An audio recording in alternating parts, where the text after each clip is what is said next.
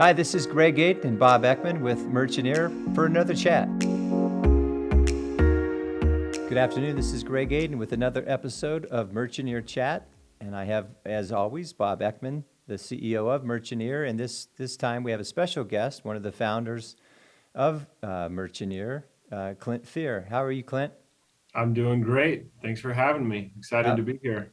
Absolutely. Glad to, and I understand you're just getting back from vacation, so you look well rested and looks like you're sporting a little bit more fur under the nose this time. There's a quick story behind the stash. Let's hear it. So my wife's cousin is about to be a four-time Olympian for the Winter Olympics, and they were training in the UP of Michigan where we were for vacation, and so she said, "Hey, you're going to jump into some of these training sessions with these Olympic athletes," and I said, "I don't think so." I said, "They're all wearing a stash for some charity. I'll do the training as long as I can support a stash as well." So. That's awesome. Well, I certainly want to talk a little bit more about the Olympian athlete.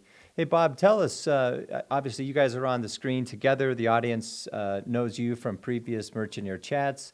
How do you and Clint know each other, and how did you guys decide to be partners in this? Well, we got to know each other, Clint, maybe 3.5, 4 years ago, something like Mm-hmm. that. Yep, about four Um, years almost.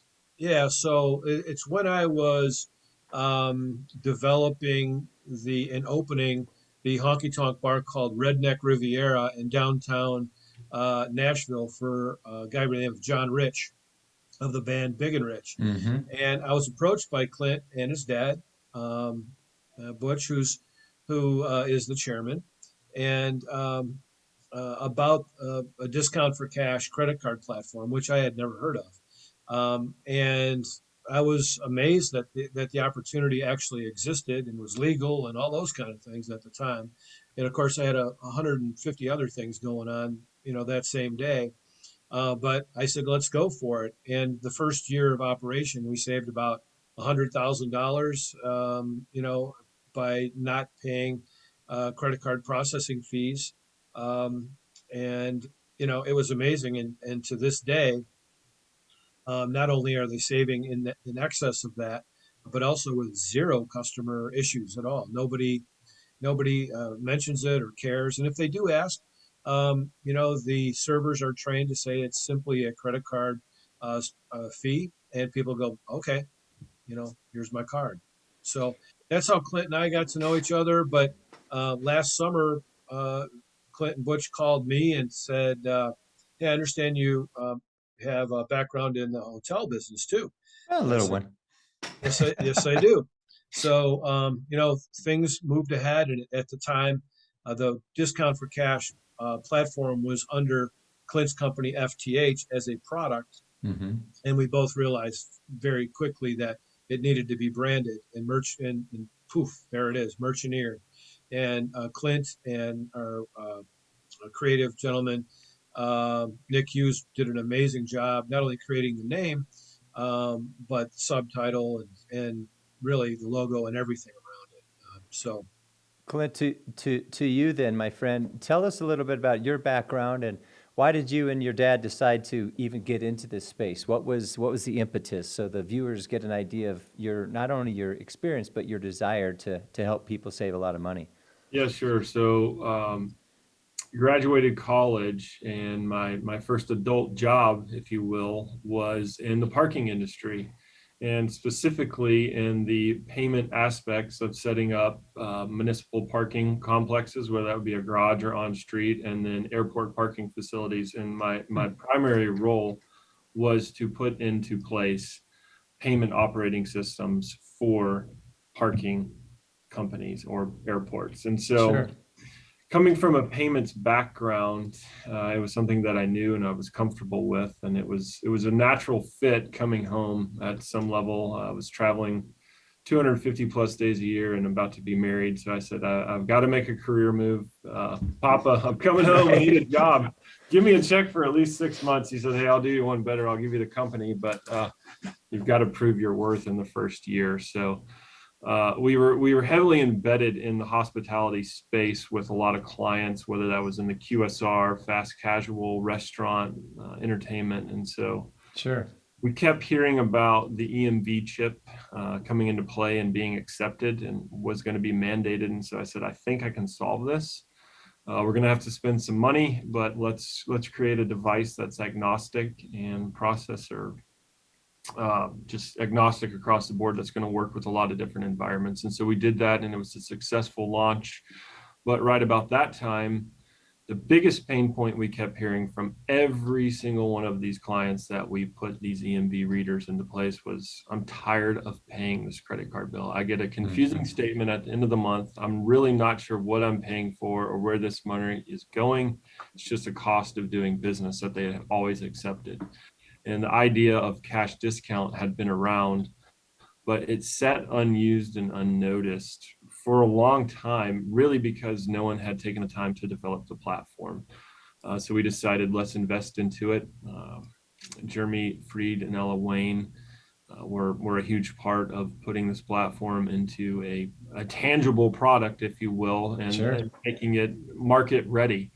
And so we built it and went out to market, and it's been successful, and it's beneficial knowing that, especially since COVID, a lot of times we're going into businesses and we're keeping their doors open.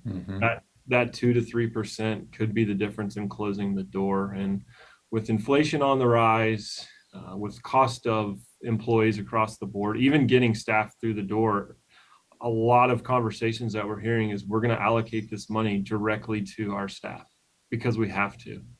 So it's been rewarding, not only to create something from the ground up, but also really to help businesses survive right now. Well, thank you. And again, I believe from a listener's standpoint who know about discount for cash, not many have. I tell you, not until Bob and I chatted about it last summer did I know anything about it. Certainly knew all about those pesky fees that we all pay. But if I'm a merchant, or am I a hotel owner, or I'm a restaurant owner or a car wash owner, why Merchanier? Well, I think first of all, it's history, and the fact that, and Clint mentioned Ella and Jeremy, and these two are superstars in this environment. They worked for a company called Shift4. They were the technology behind a lot of what they did, and we are now fortunate for them to be on our team. They were very involved getting things off the ground, and they're very flexible, and they understand that all the different industries there's going to be different needs, Right. and so we're actually, when you combine all the talents of the leadership of Merchanier, we're very diverse. We're in we've been involved with numerous different industries. And that not only includes, Clint and myself, but a lot of our business consultants, including, some people that are, in the hotel space and the restaurant space, and people that just know a ton of people. Why Merchanier? You're talking to two of them because, the truth is there are bigger companies, but you're not going to be able to deal directly with people that make decisions, and that's us. We're the ones that will specifically help take this to market. And so the timing is excellent because it's the same product that most everyone in the country knows about, because they uh, they go to the gas station and they have a choice. Right. Go inside and pay cash, or stay outside and put the card in, and it costs more. It's the same concept, except now it's sweeping the nation, and I guess true, finally, because it's been normal in other countries, Right. like Canada and Mexico and all across Europe, right, Clint? I mean, it's like Yeah, no, Bob, you're we're, right. we're last. So the reasons why Merchanier, what you said is the history, and you've got great technology people on your team, but I also heard diversity of talent and leadership, and I also heard relationships. So what would you add to that, list, Clint, or embellish what Bob had brought to the table? Yeah, what I discovered early on, even pre-Merchanier, right? My first job, that these processing companies will tell you what you want to hear for whatever reason. Hmm. 6 months down the road, that answer has changed. We believe that our success is a direct parallel with the clients we work with. We want to be your advocate for your success, because at the end of the day, if that business isn't successful on something I have done, neither of us are doing well. Right. So we want to make sure that day one, we've done things the right way and done them in a way that sets them up to continue to be successful. Because if they're not a parallel, then it doesn't work out for either party. And then you're back to square one. What's the point of doing this, right? Yeah. The point is to help these businesses out and save them ample amounts of money. And when you do it the right way, it works out. So what I heard you add is integrity and accountability. Mhm. And I know you well enough to also put out there that you and Bob collectively are great communicators. You're good listeners. And tell us a little bit about how you attract clients. And again, either one of you, how do you make sure that you're working with the right client, and how it is that you actually establish a relationship? Clint, why don't you start, and then we'll go to Bob. Sure. Yeah, I think you mentioned earlier that we have a marketing firm. So when I came back to the third generation family business, right, it's always easiest to go out to existing clients. So we had a heavy footprint, anywhere from automotive to the restaurant space to the entertainment space. So it's naturally, when you have that relationship and you pick up the phone and say, hey, I know we've served you well in these aspects. I want to tell you about something that we're doing now. Do you have Right. 10 minutes, right? And when you start showing the numbers of savings, it's a conversation that you get 100% of the time. So our existing network has helped from the existing business. And then, Butch, who couldn't make it today, our chairman, his athletic career didn't hurt as well, playing for the Phoenix Suns and just having a everybody likes me personality. Yeah. Using his network as well has been extremely helpful in moving. But I will say this, outside of that, once we're in a market, word of mouth has Yeah. been always, look, I'm a marketing guy. Word of mouth is the best form of marketing. And we see domino effects in a lot of industries. You do well by someone, their neighbor might say, hey, what are you doing? Wow, how do I get in touch with these guys? So the simplest form of marketing has been for us word of mouth. How do you take what Clint said, how you guys are going to grow it, but what are you really looking for from this show, so audiences that are listening to it, they can say, huh, I might be a good client or a good potential relationship for you guys? Well, on a general basis, truly anybody that accepts credit cards in their business Right. is a candidate for this. And whether it be on a commercial level, a consumer level, B2B, whatever level. The point is that you know the savings of 2.5 to 3%. It's there's not too many places in a profit and loss statement that you can look at it and go, hey, Mm.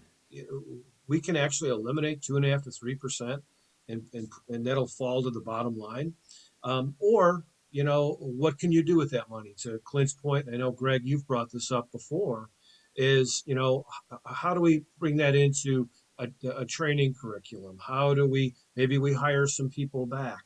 Maybe it becomes funding for some improvements for the business, physical Sure. improvement, capital.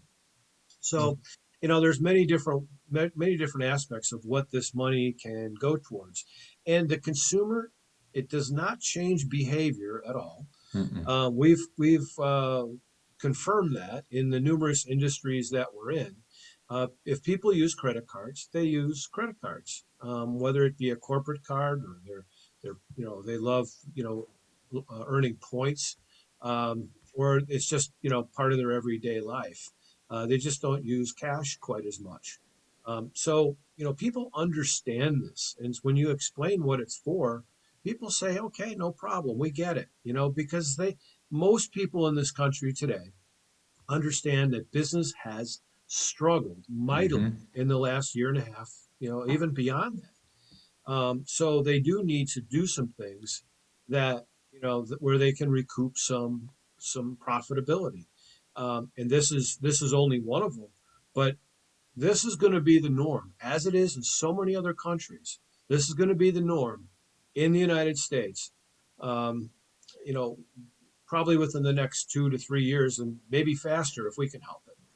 All this sounds nice, simple, easy. I get the relationship. It's very economic to get started, but it sounds too good. And I know there is something you want to bring up relative to it's legal.